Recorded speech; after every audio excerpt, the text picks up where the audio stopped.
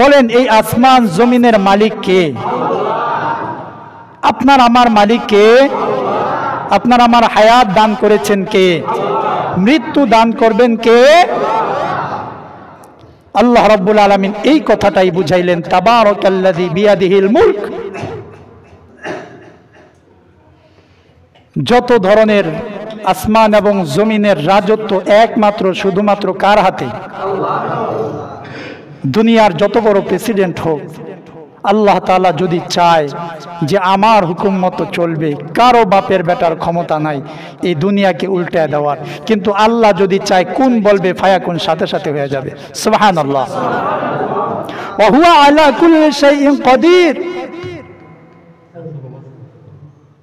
এই যে কয়েকদিন আগে পশ্চিমার যুক্তরাষ্ট্রে যে ভয়াবহ দাবানল জ্বলে উঠল, এত অত্যাধুনিক এক দেশ, বিশ্বের সবচাইতে প্রভাবশালী সেলিব্রিটি এবং পপুলার ব্যক্তিরা যে স্থানগুলোতে থাকতো, মুহূর্তের মধ্যে এইগুলো একেবারে জ্বলে আঙ্গার হয়ে গেছে। এই ক্ষমতা কার? আল্লাহ চাইলে সব পারে। আল্লাহ চাইলে সব পারে। এই পশ্চিমারা মুসলমানকে হত্যা করার জন্য মিলিয়ন মিলিয়ন ডলার খরচ করেছিল, কিন্তু আল্লাহ তাদেরকে 1 মিলিয়নও খরচ করার সুযোগ দেয় নাই যে তোদের সব কিছু আমি আল্লাহ ধ্বংস করে দিব, তোদের 1 পয়সাও লাগবে না। সুবহানাল্লাহ। এই ক্ষমতা কার? জোরে বলেন। ওয়া হুয়া আলা কুল্লি শাইইন কাদির। আল্লাহ যদি চায়, আল্লাহ তাআলা মুহূর্তের মধ্যে এই আগুন নিভিয়ে দিতে পারে, কিন্তু 5 দিন 7 দিন অতিবাহিত হয়ে যায়, এরপরেও আগুন নিভে না। অত্যাধুনিক রাসায়নিক ব্যবহার করে, পানি ব্যবহার করে, হাজার হাজার টন পানি ব্যবহার করে, সমুদ্রের পানি দিয়ে এইরকম নদী বসায় দেয়, এরপরও আগুন নিভানো সম্ভব হয়? এই ক্ষমতা কার? এটা বিশ্বাস করার নাম ঈমান। আল্লাহর উপর বিশ্বাস রাখতে হবে। আল্লাহ চাইলে সব কিছু পারেন। এরপরে আল্লাহ রাব্বুল আলামিন বুঝাইতে চাইলেন, আল্লাযী খালাকাল মাউতা ওয়াল হায়াতা লিয়াবলুয়াকুম আইয়ুকুম আহসানু আমালা। আমি আল্লাহ মৃত্যু এবং জীবন সৃষ্টি করেছি, এর কারণ একটাই, আমি আল্লাহ তোমাদেরকে পরীক্ষা করব, দুনিয়াতে পাঠাবো।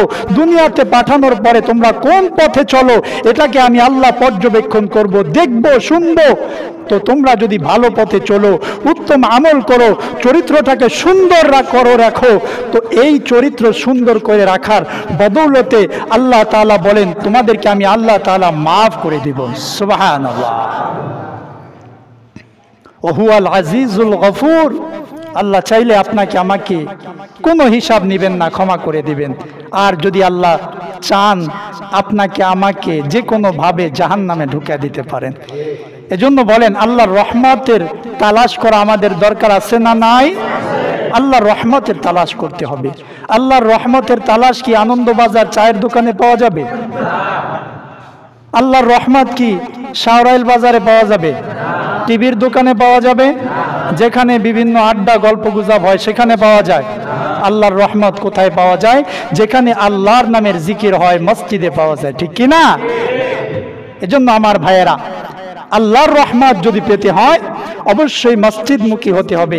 আল্লাহর রহমত যদি পেতে হয় আল্লাহর কোরআন পড়তে হবে। আল্লাহর রহমত যদি পেতে হয় আল্লাহ তাআলার বিধানগুলো মানতে হবে, নামাজ পড়তে হবে, পর্দায় চলতে হবে। আর যদি আল্লাহর রহমতের বাইরে আমরা চলে যাই, যে কোনো মুহূর্তে আল্লাহ আমাদেরকে উঠায় নেবে, তো বদৌলতে আমাদের জন্য প্রস্তুত করা হয়েছে জাহান্নাম।